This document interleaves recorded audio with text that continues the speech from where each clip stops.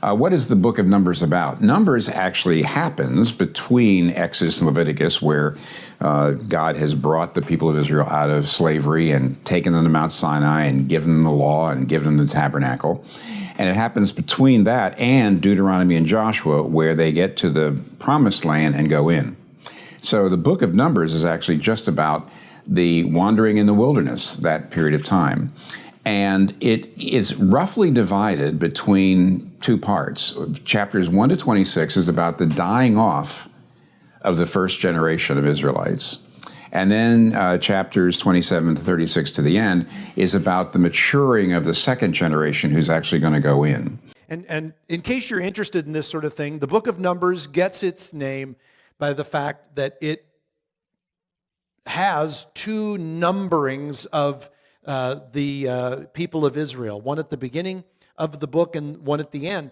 And so obviously the first numbering of the people was to number how many there were who came out of Egypt. And then finally the second numbering of the people of Israel was how many people were about to enter into the promised land.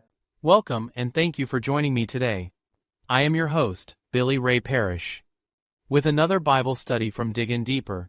Today, we're going to go digging deeper into Numbers. Chapter 16. On our last program, we went digging deeper into Numbers. Chapter 15, which provided Israel additional laws while they are still in the wilderness.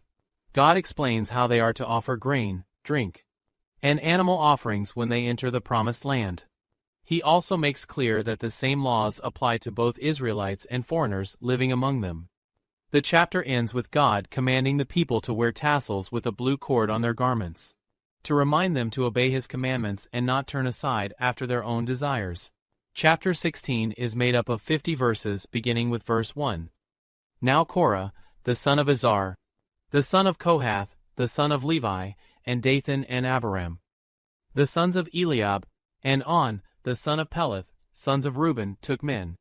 And they rose up before Moses, with certain of the children of Israel, 250 princes of the assembly, famous in the congregation, men of renown, and they gathered themselves together against Moses and against Aaron, and said unto them, Ye take too much upon you, seeing all the congregation are holy, every one of them, and the Lord is among them. Wherefore then lift ye up yourselves above the congregation of the Lord. And when Moses heard it, he fell upon his face, and he spake unto Korah, and unto all his company, saying, Even tomorrow the Lord will shew who are his, and who is holy, and will cause him to come near unto him. Even him whom he hath chosen will he cause to come near unto him. This do, take you censers, Korah, and all his company, and put fire therein, and put incense in them before the Lord tomorrow. And it shall be that the man whom the Lord doth choose, he shall be holy. Ye take too much upon you, ye sons of Levi. And Moses said unto Korah, Hear, I pray you, ye sons of Levi. Seemeth it but a small thing unto you, that the God of Israel hath separated you from the congregation of Israel, to bring you near to himself to do the service of the tabernacle of the Lord, and to stand before the congregation to minister unto them. And he hath brought thee near to him, and all thy brethren the sons of Levi with thee, and seek ye the priesthood also.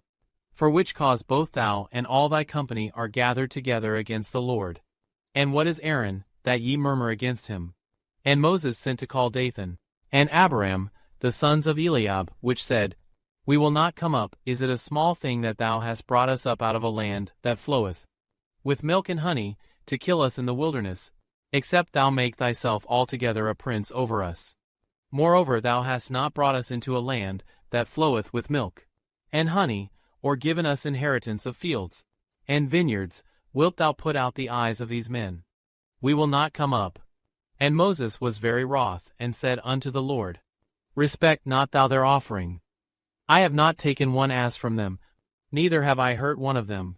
And Moses said unto Korah, Be thou and all thy company before the Lord, thou and they and Aaron, tomorrow, and take every man his censer, and put incense in them, and bring ye before the Lord every man his censer. 250 censers, thou also, and Aaron, each of you his censer.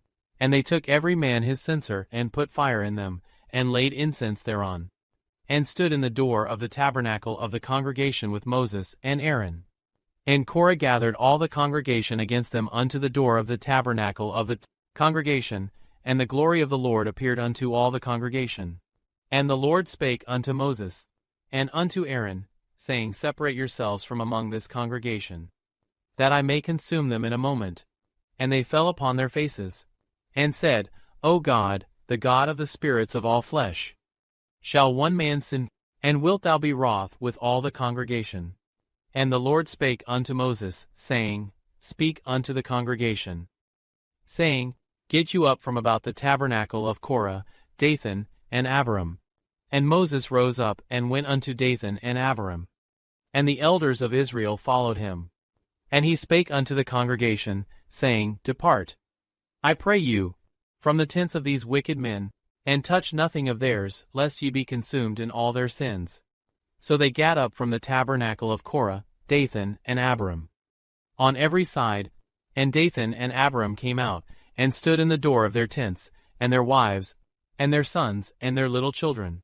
And Moses said, Hereby ye shall know that the Lord hath sent me to do all these works, for I have not done them of mine own mind. If these men die the common death of all men, or if they be visited after the visitation of all men, then the Lord hath not sent me. But if the Lord make a new thing, and the earth open her mouth, and swallow them up, with all that appertain unto them, and they go down quick into the pit, then ye shall understand that these men have provoked the Lord. And it came to pass, as he had made an end of speaking all these words, that the ground clave asunder that was under them. And the earth opened her mouth, and swallowed them up, and their houses, and all the men that appertained unto Korah, and all their goods. They, and all that appertained to them, went down alive into the pit, and the earth closed upon them, and they perished from among the congregation. And all Israel that were round about them fled at the cry of them, for they said, Lest the earth swallow us up also. And there came out a fire from the Lord, and consumed the 250 men that offered incense. And the Lord spake unto Moses, saying, Speak unto Eleazar, the son of Aaron the priest, that he take up the censers out of the burning, and scatter thou the fire yonder. For they are hallowed, the censers of these sinners against their own souls. Let them make them broad plates for a covering of the altar. For they offered them before the Lord, therefore they are hallowed, and they shall be a sign unto the children of Israel. And Eleazar the priest took the brazen censers, wherewith they that were burnt had offered, and they were made broad plates for a covering of the altar, to be a memorial unto the children of Israel, that no stranger, which is not of the seed of Aaron, come near to offer incense before the Lord, that he be not as Korah, and as his company, as the Lord said to him by the hand of Moses. But on the morrow all the congregation of the children of Israel murmured against Moses and against Aaron, saying, Ye have killed the people of the Lord. And it came to pass, when the congregation was gathered against Moses and against Aaron, that they looked toward the tabernacle of the congregation, and, behold, the cloud covered it, and the glory of the Lord appeared. And Moses and Aaron came before the tabernacle of the congregation.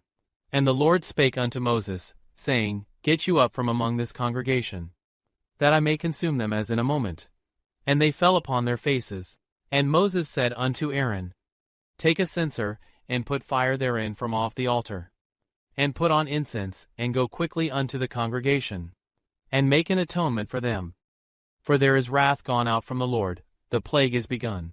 And Aaron took as Moses commanded, and ran into the midst of the congregation, and, behold, the plague was begun among the people, and he put on incense, and made an atonement for the people.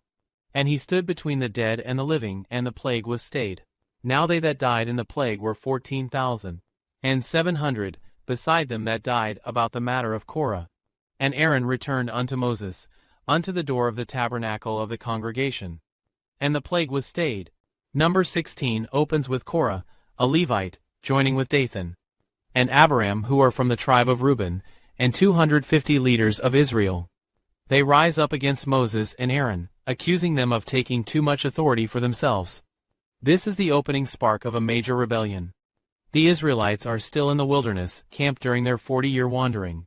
This occurs after the people have been judged to wander due to their unbelief in Numbers 14. Morale is low. Frustration is high. Korah is a Levite, already assigned to sacred service, but he wants priestly authority. Dathan and Abiram are Reubenites, descendants of the firstborn tribe, resenting Moses' leadership. As is on display, there is a mix of jealousy, disappointment about not entering the promised land, and anger at Moses' role. This creates the perfect setting for a leadership revolt. The beginning of Numbers 16 highlights several major truths. Rebellion against God often disguises itself as rebellion against leaders. Korah's complaint sounds spiritual. Everyone is holy, but it hides pride and ambition. Then, as we see today, God, not people, assigned spiritual roles. Korah wants the priesthood, but God had given that responsibility only to Aaron's line.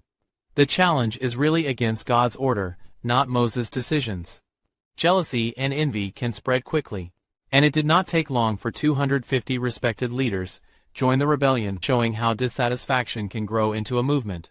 Moses responds with humility as he falls on his face before God, rather than defending himself in pride. This is a reminder that God will show who truly belongs to him. Moses says God himself will reveal who is holy and who is chosen to serve. Their argument sounds spiritual, but it is distorted. The truth is, God had called Israel to be a holy nation. But it's false that everyone should have the same role or authority. They are using a true theological statement to justify personal ambition. When someone wants power, they rarely admit it. They wrap their motives in religious language. This rebellion is not about holiness, it is about position. We are told that Moses falls on his face. He does not argue or defend himself. He simply falls before God. The humble immediately seek God, the proud immediately seek followers. This action shows Moses recognizes the seriousness. This isn't a leadership dispute, this is rebellion against God's order. Moses proposes a test. Korah and his men must present censers with incense. Aaron will do the same. God will reveal whom he has chosen for the priesthood. The censer was a priestly tool. For a non-priest to offer incense was dangerous, deadly even. By telling them to bring censers, Moses is saying, if you want the priesthood, step into priestly space, and God will answer. This is like Elijah's contest on Mount Carmel. But inside the tabernacle system, let God settle the question. Moses appeals directly to the Levites, and reminds them that God already gave them an honored place serving in the tabernacle. They were chosen for special service. Not everyone had that privilege. Despite this, they want more, specifically, the priesthood, which God gave only to Aaron's descendants. The core sin is exposed, not grateful for the role God gave, and coveting the role God gave someone else. And Moses says plainly, seek ye the priesthood also. This is the heart of the rebellion, pride, ambition, and refusal to accept God's assignments. Let us summarize the first 10 verses. We see wrong alliances as people with different grievances unite around a shared desire for power. We see a spiritual battle on display through rebellion. They mask ambition with holy-sounding language, but Moses meets them with humility. He turns to God, rather than defending himself. Authority is determined by divine calling, not personal desire. This further illustrates that Korah isn't fighting Moses, he's fighting God's order. In verses 11 through 20, Moses tells Korah that his rebellion is not really against Moses or Aaron but against the Lord himself. When Moses calls for Dathan and Abiram, they refuse to come, boldly declaring, we will not come up. They twist the story, calling Egypt a land flowing with milk and honey, and accusing Moses of bringing them into the wilderness to die. They even suggest he is trying to put out the eyes of the people, a Hebrew expression meaning to deceive or take advantage of them. Moses becomes righteously angry, and pleads with God, respect not thou their offering, affirming his own integrity, saying he has not taken even a single donkey from them, nor harmed anyone. Moses then orders Korah and all his company to appear before the Lord the next day with their censers, along with Aaron, so that God himself will reveal whom he has chosen for the priesthood. The rebels come with their censers, and stand at the door of the tabernacle, boldly bringing their challenge right into the place of God's presence.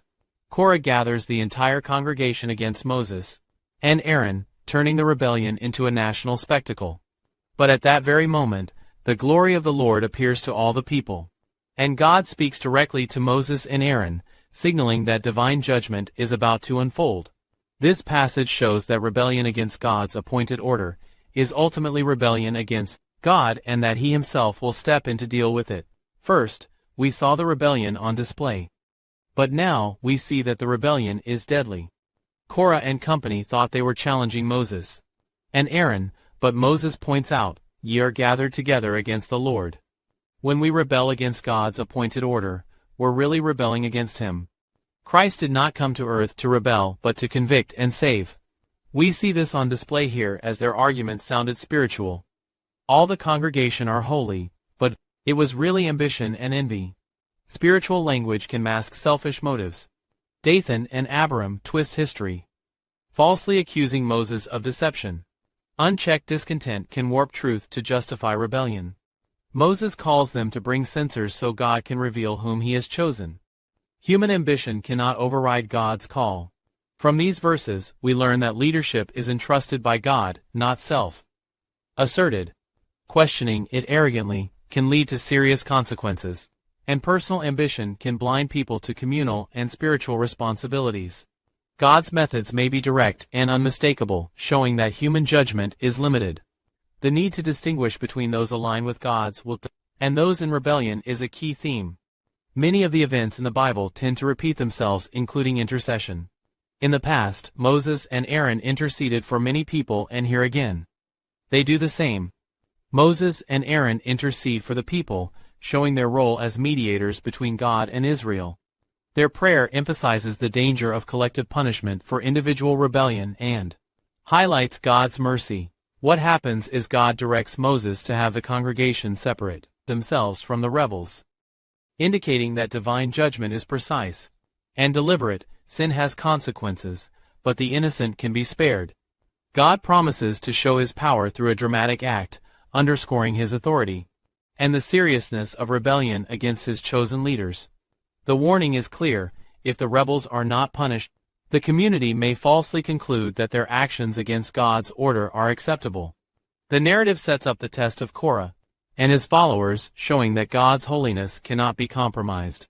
We clearly see that Moses and Aaron's prayers show that righteous leaders advocate for mercy while respecting justice. God distinguishes between the guilty and the innocent, teaching fairness.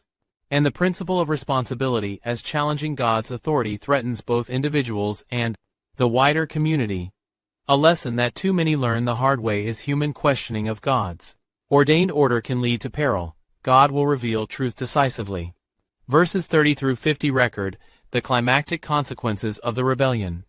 God's holiness is visibly demonstrated through the earth, swallowing the rebels, and consuming fire punishing the others. Additionally, the plague that follows underscores the seriousness of sin within the community. Diggin Deeper, we find that verses 31 through 33, the ground opens and swallows Korah, Dathan, Abiram, and their households. This demonstrates the immediate and absolute judgment against defiance of God's chosen leaders. The earth consuming them symbolizes divine authority and the natural consequence of rebellion.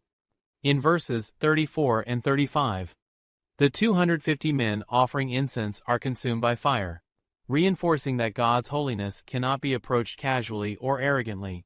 Their actions illustrate that ritual without reverence or humility is dangerous. Verses 36 through 38, the censers of the rebels are collected, and purpose to teach future generations about the seriousness of approaching God without proper authority. This transforms instruments of rebellion into a memorial, highlighting the enduring lessons of obedience. Continuing on.